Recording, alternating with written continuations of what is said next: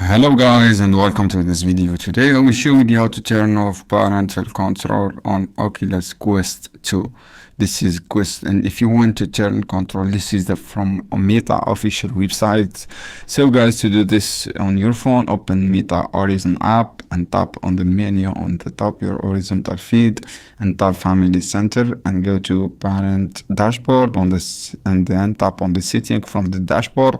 After that, click tap disconnect from Parental, and this is from guys stop parental supervisions using Family Center. Go to Family Center and log in your Meta account, click your parent account, and then click discount from parent name. Just follow guys these steps, and this is will turn off parental control on Oculus Quest 2. I hope guys this video helpful for you. Then don't forget give like and share this video for more content, and see you on another video soon. Keep watching guys. Any question down below in the comment and I will answer your question.